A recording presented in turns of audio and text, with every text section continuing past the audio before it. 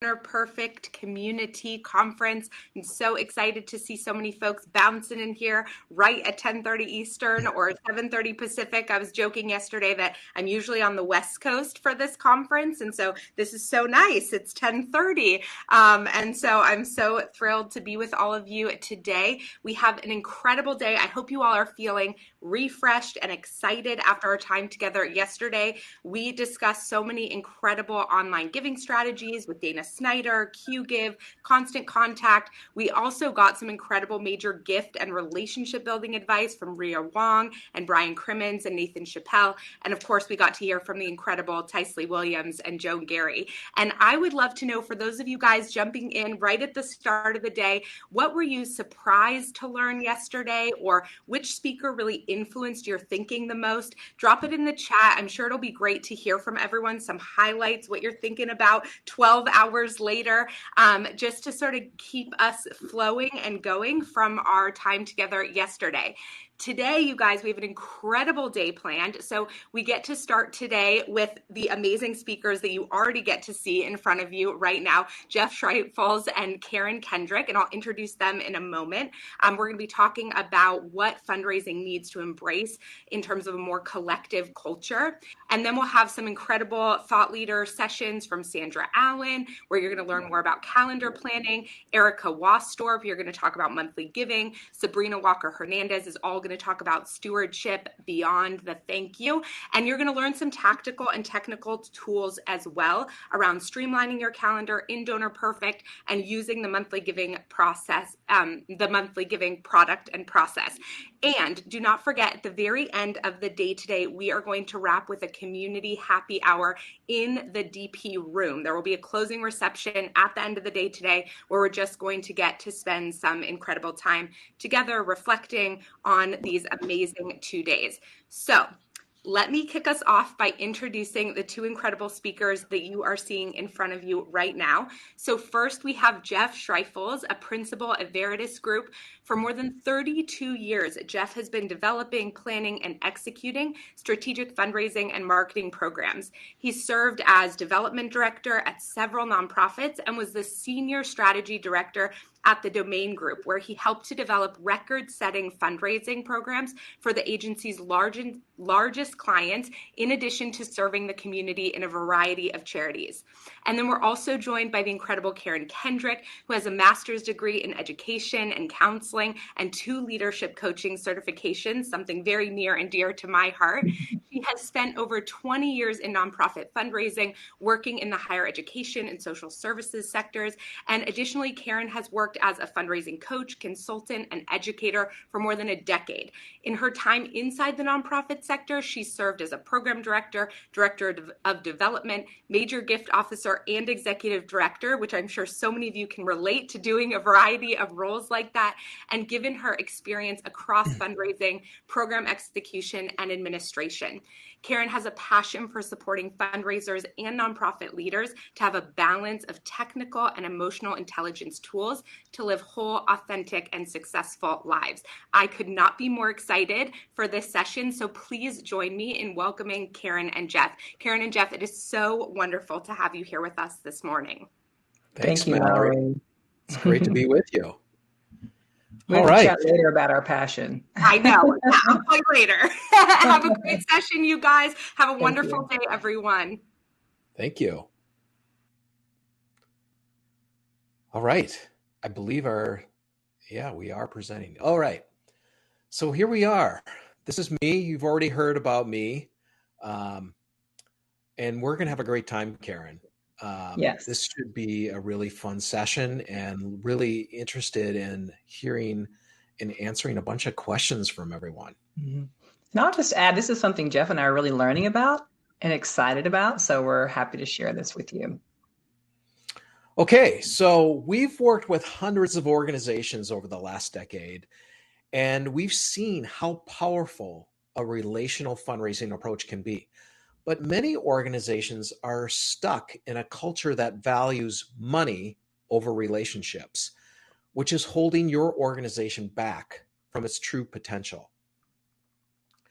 The money over relationship approach is really a transactional mindset where you see donors as ATMs, see the organization as the solution, and don't see community as a critical part of your work.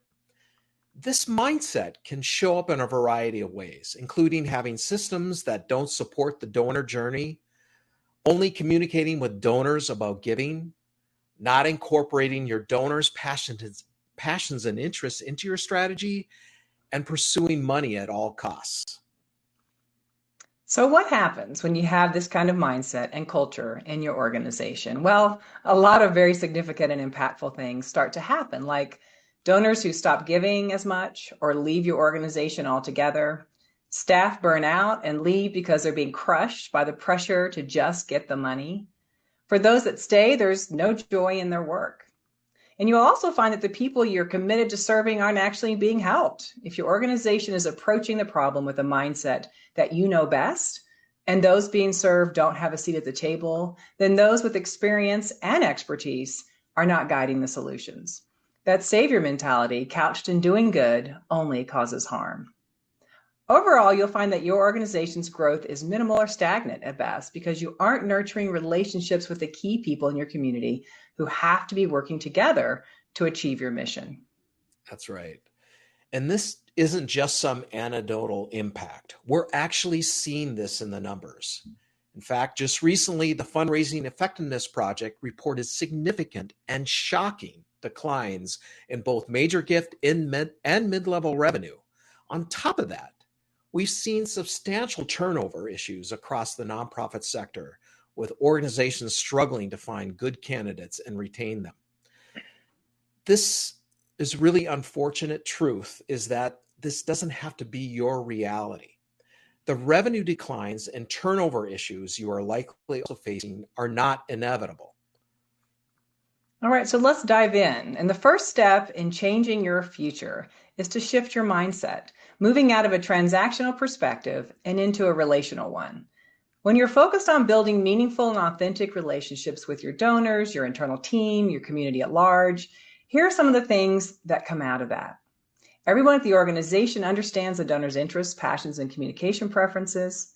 Everyone's committed to supporting what's needed to promptly and regularly report back to donors' impact and celebrate. Everyone in the organization sees a donor as a vital part of your work. And internally, you have a culture of collaboration. So there's not this competition where everyone's working together to really advance your mission. But here's the rub. You can't have a relational fundraising culture if your organization's culture is not relationship focused. We know because we see it every day that successful fundraising is relational, but you can't have a relationship focus in a vacuum.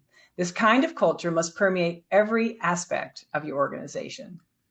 That's right. The kind of culture that allows you to create this relational fundraising approach is radically different than the culture at most nonprofits. When you consider culture, you have to go beyond just the donors, your mission, or values you have posted in the boardroom. You need to consider what the culture means to everyone involved in your mission, including those you serve, your community, key leaders, your team, and your donors. When we think about the culture philosophy that allows organizations to thrive, it has four key tenets. It rejects the idea that you need to be focused on the money. It knows that when you focus on the relationship, the money will follow. It focuses on building relationships and deep connections. This is not just with donors, it's internally between fundraising and program, between donors and program, between community leaders and the organization. It sees all the people involved in your mission as important parts of your community. And it sees giving as a spiritual experience, not a religious experience. I want to point that out. It's not about religion, but a small s, spiritual experience. So let's unpack each of these culture principles a bit further. So rejecting the focus of money must be something that permeates every level of the organization. Leadership must be on board. Finance must be committed to this. And the fundraising team must have this as part of their ethos. When you reject the focus on money, You're moving away from a culture where fundraisers are pressured to get the money. You may not think you have this, but if you've ever faced a revenue shortfall and told your fundraisers to go out and ask for an additional gift or push fundraisers hard at year end to make as many asks as possible, then you do have this as part of your culture. Another area that reveals a focus on money is in your metrics. Are you evaluating measuring success with relational metrics or just activity? If all you care about is the number of face-to-face meetings a fundraiser has, not the quality and value of them, you're too focused on the money. When you focus on the relationship first, it drastically changes how you interact with the donor and how you develop a strategy for that relationship. Here are two scenarios to illustrate this. So you have one donor, Kelly, who hasn't given their usual September gift. You've chatted with Kelly a few times by email and phone, but really only reach out to ask for a gift or share about something you sent in the mail. She didn't go through a formal qualification process, but was added to your caseload because she hit a major gifts threshold. You don't know why Kelly hasn't given, and you can't get an answer when you reach out. So you send a proposal in the mail and hope for the best. The result is you get a smaller gift than you'd asked for in the proposal, and Kelly continues to not want to engage because she feels like an ATM, not a partner. Now, let's take this from a different angle. You made sure to qualify Kelly before adding them to your caseload. You strategically communicated relevant and valuable information to Kelly about the impact of their giving and the programs they care about. You've asked authentically, open-ended questions to learn more about Kelly's passions and interests, and you regularly connect with Kelly. You've developed trust and built rapport.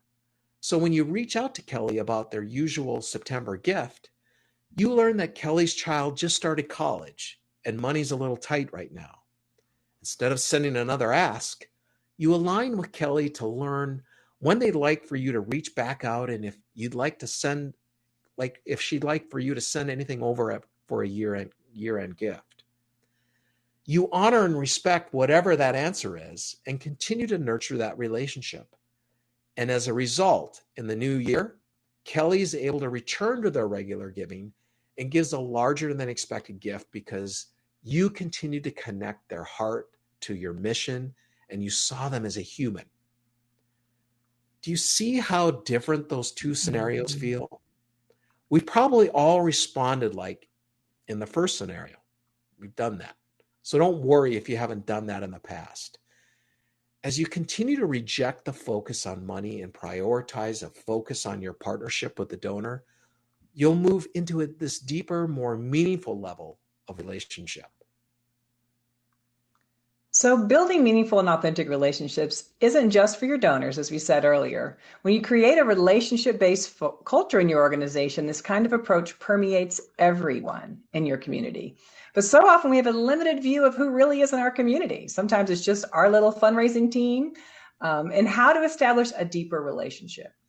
A relationship culture Jeff and I have been talking about today is not something new, and it's something we're learning about and working to bring into our own culture at Veritas. Many cultures across the globe throughout history, especially those represented by Black and Brown communities, have a more relational culture. This is in contrast to the white American culture, which is more individualistic by nature.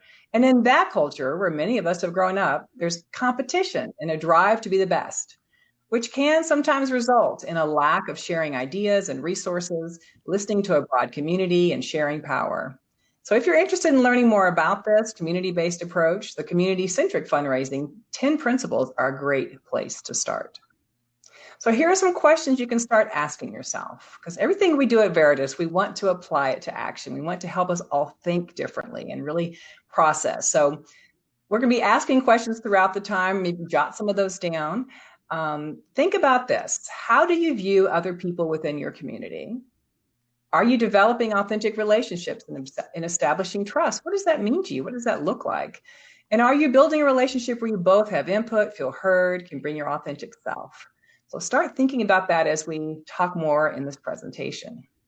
So we encourage you to also consider where you likely need to expand your community, like who's missing, who doesn't have a seat at the table, whose view are you lacking? Are you just imagining that, well, finance, they don't want to be a part of this. They think, they're just wanting the numbers. Actually building a real relationship with them can totally change how you're approaching the work you do. So as you broaden your view of community, you must also consider how you can exist within community together. Remember, to live in community, you must have trust and healthy boundaries. So consider how you create community for collective input and consensus. How are you involving those you serve? Are you explaining what you're doing in fundraising and how it works, and asking them what they're doing and how you might collaborate, and really bring in key participants in your work? I'll share a story. Recently, I went to an orientation for a local nonprofit where I'm volunteering where I live. And it's a Black and Brown run organization. And the orientation was totally different than what I expected, and actually brought tears to my eyes a number of times. Why? Because their orientation was not about getting through an agenda and talking about roles and responsibilities and schedules. Their whole orientation was about showing us how they live and work and talk and share in community, and how they're going to have an agenda for a meeting. They get a lot done, but they start with a relationship. And so as things come up in meetings, as things bubble up, they stop, and the relationship and the discussion, sometimes difficult, sometimes not, is where the focus is versus the agenda and the time. So my soul was just so touched to be in a space where people were willing to lean in and be in community in that way with one another. That's awesome. So this idea is something Richard and I have talked about since the early days at Veritas. So often, fundraising and the idea of giving can have a negative perspective. People feel uncomfortable with it, or like it's something to be looked down upon. This feeling has a big impact on your culture, because when people don't understand the role of fundraising and donors to your organization, they're less likely to partner with fundraising to develop meaningful relationships or see donors as partners.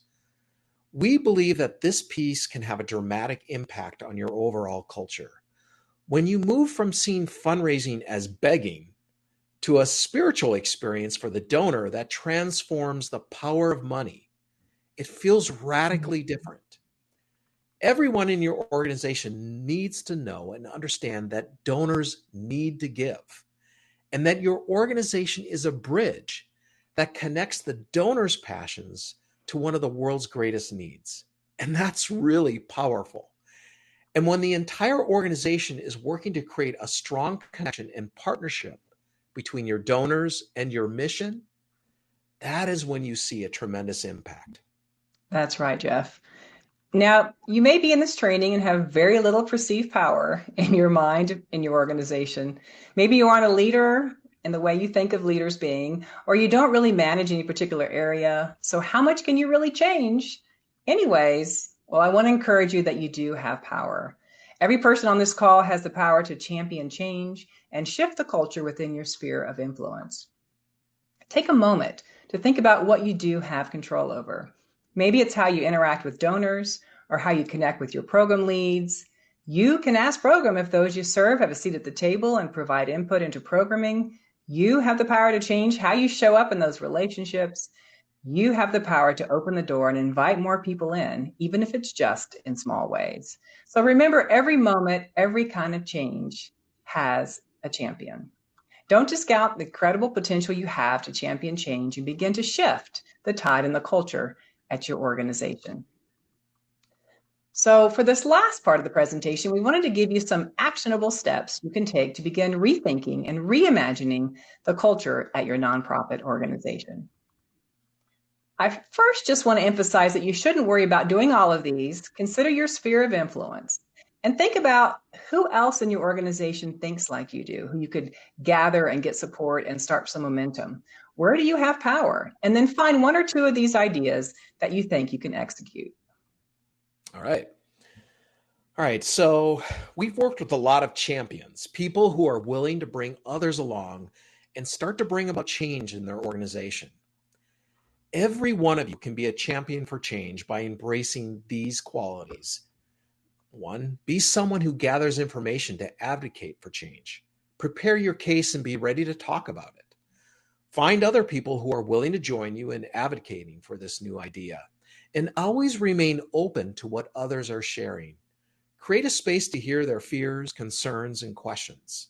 Knowing this information builds trust and allows you to better communicate about the change that is needed. And get a proof of concept. Start small and then celebrate your success. Once people start seeing the success you're having, they'll want to get on it. Yes, they will. It's very electrifying. So the first step we recommend everyone does is to gain an understanding of your existing culture. Name where you are personally and organizationally in this work. You may be a culture where those with the most money or power make all the decisions, like a few key board members who donate large gifts, or maybe you work in a silo and compete for donors. This could also be a valuable discussion to have as a team or within your leadership. Here are some questions to help you process what culture currently exists in your organization. Do you exist in community with other departments, donors, those you serve, and other partners? What's the history of your culture? How does that impact your work today? And what opportunities are there for collaboration and a more collective culture?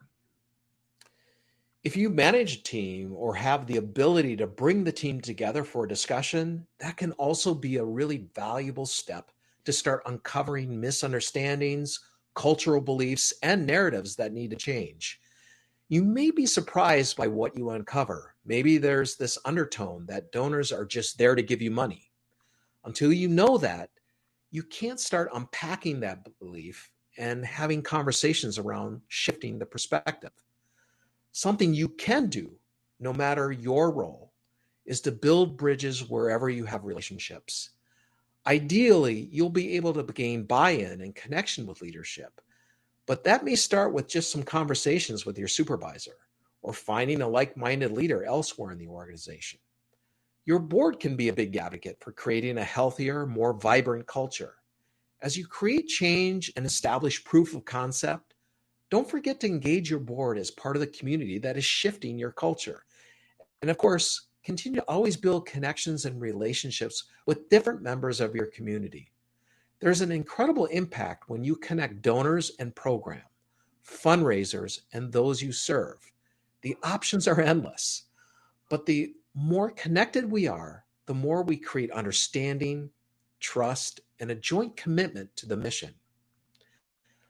Improving collaboration internally can feel like an uphill battle, especially if there's a long history of difficulty. The first thing you need to do is check your own beliefs. Where is your belief coming from? For example, if you were resigned to the fact that program just won't give you the information you need to report back to donors, why do you believe that? What's behind that belief? Maybe the program lead just doesn't really understand why it's so beneficial and necessary to have that information, since they're so busy they don't prioritize it. You should also take it upon yourself to do some research and understanding what's happened in the past. Maybe trust has been broken, and that's why there's a lack of collaboration. Once you're ready, you can begin to set up meetings to discuss how to improve collaboration. It's great if this thing can happen on a larger level with leadership and your team members, but it's also fantastic if you start small. You can reach out personally to a key program lead and start the conversation directly with them about how the two of you can improve your work together. So Doug Conant, the CEO who turned Campbell Soup from losing market share to one of the highest ranked companies in employee engagement, often said that asking, how can I help, is the ultimate leadership question. But the key here is not to ask unless you mean it, because once you hear how you can help, you need to advocate for removing the roadblocks that are getting in the way. And when you ask this kind of question, you're creating a space for honesty and a space to listen. So often we ask questions, they may sound like this and cause people to be defensive. Asking something like, why haven't you made more transformational asks this year? Is very different than, what's getting in the way of asking for more transformational gifts and how can I help? Yeah. A key part of changing your culture is building trust or reestablishing broken trust from the past. Remember, trust is a key part of being in community, and this is something you can do no matter what role you have. Consider all the relationships you have in your role. Each one requires trust and nurturing. And as you build trust, it's important to follow these principles so it's authentic and develops into a meaningful relationship. Own past issues that have broken trust. Follow through with actions. Be an active listener. Foster regular communication. Celebrate your team members. And get regular face time with each team member individually. I love that list, Jeff. So, one Yeah. of the most radical things we can do to step into how we can change a culture is by first taking care of yourself and your team if you have one. Tricia Hershey, the founder of NAP Ministry, coined the term rest is resistance, and that's absolutely true. So when you rest, you're resisting a burnout culture where workers are treated like machines instead of humans. This is a powerful and a stark difference from many nonprofit cultures. So often our organizations are plagued with this sacrificing worker mentality, especially for fundraisers. You're expected to meet with donors at all hours with no balance in your schedule. You're expected to be present at all organization events. You're the token person to take on all the random things that need to get done. And you're expected to do all this for low pay and limited benefits. So caring for yourself and your team members, advocating for what they need to live happy, fulfilled lives and be able to find joy in their work. And it's worth noting that fundraisers and support staff have incredible power in the current work environment. Turnover is incredibly high, and organizations are struggling to find and gain and retain that good staff. So if you're taking care of your team, they're going to stay. So the last thing we want to emphasize is a tool in your toolbox to champion culture change is creating a culture of celebration. You have the power to celebrate regularly and meaningfully throughout your work. You can do this with anyone you interact with. Try to make an effort to understand how each person in your team wants to be celebrated. Take note of the small things, not just the big moments. Do this as regularly as possible to develop the habit. It's a powerful way to shift the culture and will also support your relationship building in many, many other ways. Awesome. So thank you so much for your time and attention. And now let's take some questions. We're short and sweet. Yeah.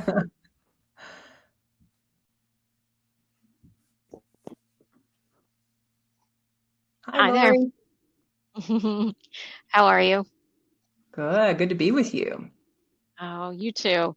Okay, so we did have some questions that came in, but I do have to say that the comments that were made during, they all kind of centered around the same thing as they really loved the approach that you were giving them. So I don't know if you got a chance to see anything in the chat, but they are applauding everything that you guys had talked about. Awesome. Okay, so I'm going to go into some of the questions that we have here, and we have some good ones. First one I have is we are a local educational foundation raising money for public schools. Parents, families, primary donors, how do you manage the transactional nature? Their students receive benefits when they donate while building meaningful relationships. Jeff, you want to start with that one? Why don't you start with that one?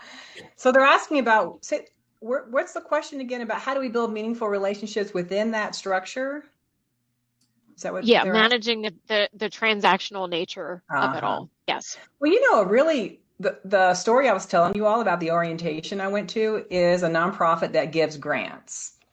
And they're being counter to how many times grants giving is very limited to certain populations, right? You have to be able to do all this sort of reporting back. It goes to larger organizations that have more, quote, trust.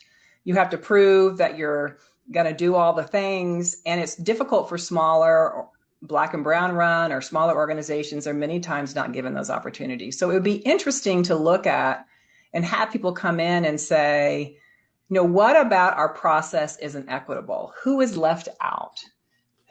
For whatever reasons it might be, by assumptions we make, our system and structure, the expectations.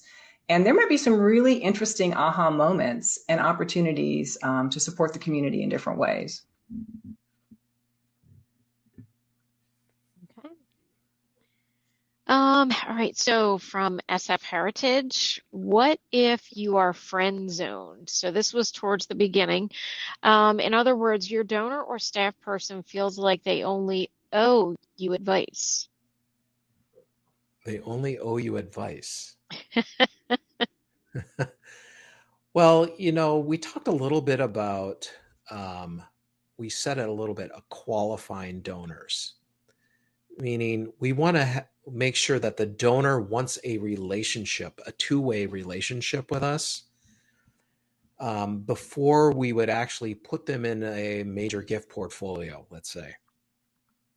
And the reason for that is a lot of fundraisers have portfolios full of donors that actually don't want that relationship, or in this case, only wants a one-way relationship, not a two-way relationship.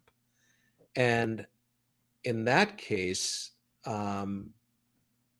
there's not much left to do with a donor that doesn't really want that genuine relationship, other than to, put them in the regular direct response communication stream, because you as a fundraiser, you're all about trying to create authentic relationships with the donors that want the two-way relationship. And so if somebody on your file is not wanting that type of relationship, then you're really wasting your time trying to keep it going. And it would be really frustrating. And if all they're wanting to do is give advice, great. Just don't have them in your caseload with a goal attached to them. Yeah. Okay, so Denise asked a question and it was really upvoted, meaning they can go into the Q&A, and if they want the answer to, they'll upvote the questions. So we had quite a few. And the question is, many of my donors are one-off and send checks. They support a project, a program, or memorial. How do I transition them in order to establish a relationship? Regular communications can be expensive since I only have mailing addresses as well. Okay. So that's an interesting one. Again, I go back to qualifying donors. So we know from all the work that we've done over the years that only 1 in 3 donors that meet a metric actually want a relationship with you. So you may have all these donors that you say are one-off or have given one, and that's the kind of, the way you've acquired them. The next step would be to go through a process, and we use like 7 to 9 different touches, from an introductory letter to a follow-up email, if you have the email, to a phone call, to survey to try to get information from them, like their email or their phone. If you're doing all of those things in a systematic way, you're leaving room for the donor to respond to you. And you want to get that response from the donor to know, do they actually want that relationship? And so that's the advice I give, is that for all those donors in your file that you say are one-off as they become acquire, they hit that metric as a potential major donor. You have to be patient and persistent over a period of time to make those 7 touches to allow them to respond back to you. And then after that amount of time, they don't respond, then you continue to cultivate them through your direct response program, but not in your one-to-one mid or major gift program, because it will take up a bunch of your time and you'll be frustrated. You want donors who want a relationship with you. If they don't want that, that's okay. They're telling you they don't want that relationship. And I'll just add, let's say they say yes to a relationship, then the next piece is really like, if that's you, Lori, I'd be like, Lori, I would love to hear more about, you started giving to us 5 years ago. I'd love to hear more about how that started. Tell me more about your heart for this mission that we're doing. What has drawn you the most over the years? to me more about, the history of that for you. So you're learning about their heart and their passion. And then, here are some programs I think might be a match for that. Does that make sense for you? Would you like to hear more about them? In what way would you like to hear? So it's like really starting to create that, oh, this is a relationship where you care about what I care about, what I think and care about. You tell me how I'm making a difference. And it's a cyclical thing. And donors aren't used to that. So you're almost giving them a whole new culture and experience. Yeah. Okay, nice. All right. Okay, SF Heritage asked another question. How do you bring finance and admin out of transactional focus? MPs devalue this function already. I love it. Want me to start and then you add this time, Jeff? Sure. I think there's just such a history of like finance people or have their brains this place, they don't care, and we're here and they think we're just like out having wine and playing racquetball with donors. So we have these, we talk a lot about how we have stories in our head. And so to me, it might be finding, maybe you have one person over there or one person you want to start with and sitting down and saying, we would love to understand more about what your work is about, what your experience is, and we'd love to share more about ours. We'd like to work more collaboratively. Would you be open to doing that? And then start that conversation and really listen. And then in that relationship building, which may be more than one conversation, they're starting to get, they need a budget in a donor-friendly way so that donors can give significantly, which is great for my finance issues. And this is why they need it, and this is how they need it. And we figure out together how to do it in a way that works for both parties. Yeah. When we work with our clients on either mid, major, or plan giving, we always bring everyone in that organization together for an initial kickoff meeting so that everyone understands exactly what we're all trying to do together in the mid and major gift or plan giving world here. So that means we invite the program people, we invite finance, the executive team, board members, whoever can fill that room so that everyone is understanding like why everyone in the room is important to making this a success. And it has had a tremendous effect on the organizations coming together collaboratively. Just getting them around the table. I had no idea that you did that. Mm-hmm. Or that's why you need me to produce these reports. Program people are like, now I get why you need impact reports. Your donors are asking for these, and they'll give bigger gifts if they get those reports. So it's so important to bring them around the table, just tell them what you're doing. And then there's also the informal times. I know Karen said something about drinking wine, but I have seen this happen so many times where people get together informally, happy hour, going for a coffee, take them out to lunch, and you talk about your work and why it's important, and you get to know these people. And it is a huge difference maker in how they respond to you when, gosh, you need numbers for a grant you have to make or whatever.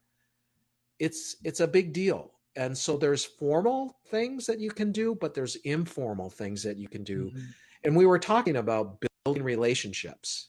And it's not, as a fundraiser, that's why it's so hard being a fundraiser. You have to build relationships with donors, but you also have to build relationships internally because you're going to need everyone in that organization to help you do the best work you can with your donors. So, we have a donor engagement plan where in major gifts, you have a 12-month plan for every single donor and a goal, and it's wonderful. It really helps you build that relationships of trust. But then we say you need to have your DEP for your other colleagues as well. Like, I need to put my reminders in to check in to finance a program or board members, and so that I'm remembering to continue that relationship and build that trust. Yeah, I have seen the DEP. We have some donor perfect clients that are working with it, and it really is. for lack of a better word, intense. It really does take it granular enough to be able to work with your donors and keep track and know Yeah. what's happening and know what those next steps are later. So I think that it's a really great tool and working in conjunction with Donor Perfect. I'm not saying that it takes the place, but it really is a great tool. Yeah. It Yeah, does we not take talk about place. building relationships of trust. You can't do that unless you have a really clear system and structure, which we're all Hmm. about data-driven systems and structures. And in that, you can Mhm. keep your arms around all your donors and do that effectively. Yep, exactly. Okay, so I'm assuming this name is Stephanie, and I apologize if it's not correct. Um, so they're asking, I am in a new development role working for a treatment facility that is a nonprofit, helping those struggling with substance use disorder. This organization is very grassroots and fairly new with no donor base. Any suggestions on how to start a potential donor list or tips? Wow. I know that's tough. While we're not usually in the new donor acquisition part of the world, um, what I can say for small organizations where I would start is with the board of directors and helping them, empowering your board to be able to um, reach out to their sphere of influence and bring them in, and let them know what you're doing. That would be the number one place I would start, is with board members. And if there's any donors that have been giving, also their friends as well. It's really tough at the very beginning stages of organizations, but if you look at every organization, nonprofit that ever started, it usually started with the board kind of helping expand the number of people who know about what you do. Because supposedly the board should be some of your biggest advocates. They're like your evangelists, right? And so, especially if you're new and you're starting out, those are the ones who have the energy and the passion to be able to bring others around. Yeah, okay. All right. So, Tony asked, do you think our field titles and department names are too transactional? For example, institutional advancement, annual fund, major gift officer, event manager. Have you seen examples of titles of departments and or individual roles that are more relationship focused? Should we rethink our approach? Go for Yes. it, Jeff. Yes. I think, Karen, we have a whole ton of those alternative I know. titles and things. We definitely agree. Now I'm trying to think Yeah, of the new titles. I know. We have a whole list of them. I just can't think of them off the top of my head. But yes, anything that sounds institutional is not something that those outside the organization really are going to relate to. Um, and so, yes, I would rethink all of those. And I guess I think we might have some of that on our website, um, Yes. in our resources of alternative names for those Y'all positions. can probably put some in the chat box. I'm sure you think of them, donor relationship manager, and we can think of, you pop those in the chat box. I'm sure you all already have figured some of that out, but definitely move away from it being about the money. Yeah. Mm-hmm. Yeah, we had that one was upvoted quite a bit, so I'm Yeah. assuming they will all kind of chime in the chat there. Okay, so this one's posted by Anonymous, but what happens when you can't make authentic relationships with key staff? Staff that is burnt out and unwilling to change or picks and chooses donors that they like. So I love Oof. this being anonymous. I'll start. I think as a leader, with Veritas, we have a whole Veritas way. It's a system and structure that you're qualifying donors, you're building a caseload, you're creating a goal and plan for each donor, you're working your plan, you have metrics. And so as a leader, it's really important to come in and say, this is how we're doing fundraising so that we can be relational, and I need you to get on board. Let's talk about where the obstacles are for you or the concerns, and start. People aren't going to go from 0 to 100 and change completely, but start moving them in that direction. And then over time, you'll see, is this a person that's going to move with me, or is this a person that's not? And is this the right fit for them if we're going to create this expectation and have this accountability in our organization? So I think it's important to have clear guidelines, but create that change over time and know that you need to bring people along in that process. Yes, I agree. I think, especially today's world, leaders have to step up and say, this is the way we're going to do it. Now, if you, Anonymous, have been doing everything you can, and your leadership is not on board, and your colleagues are not on board, and you know this is the right thing to do, even though you've tried everything that you think you can, then honestly, you need to leave. You're in a really good position yourself in the nonprofit space because people are need to hire good people. And if you're in a place that will not allow you to do the type of fundraising that we're talking about, building those relationships with donors, and you have no support, you should consider leaving that organization and find a place that does, because there are organizations that do. And in fact, if we all did this as fundraisers, that would up the game of nonprofit leadership to get on board, right?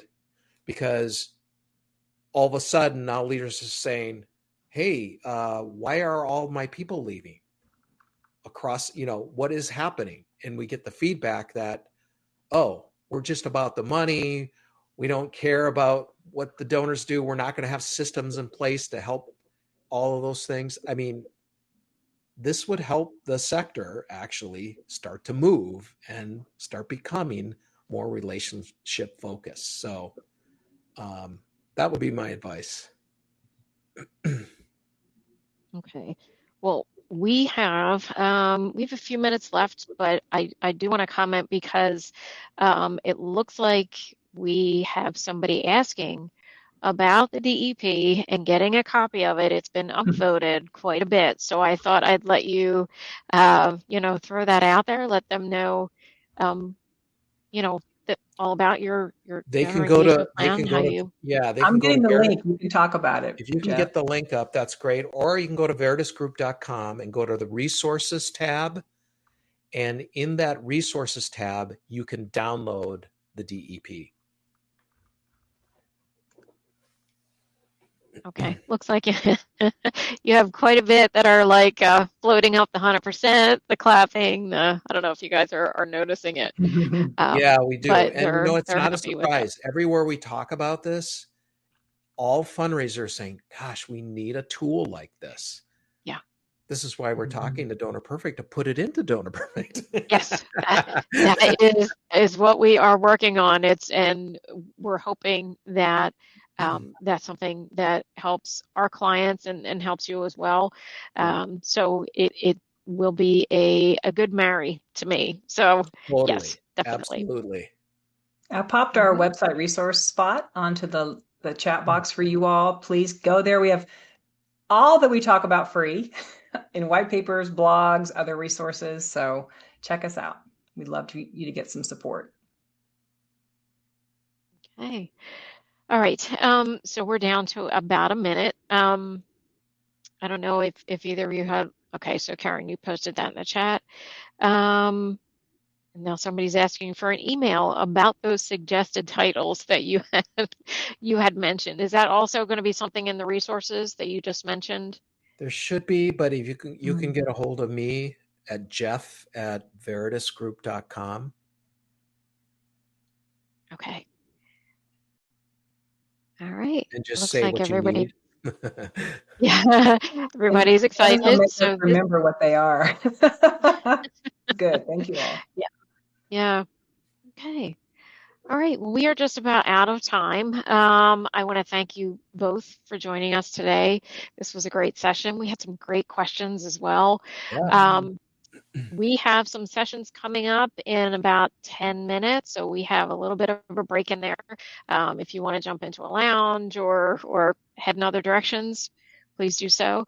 And again, I appreciate your time today and for you joining us and everybody else who joined in on the session. And we'll see you soon in some of the next ones. Have a great Thank morning. you all. Thank you, Thank Lori. you.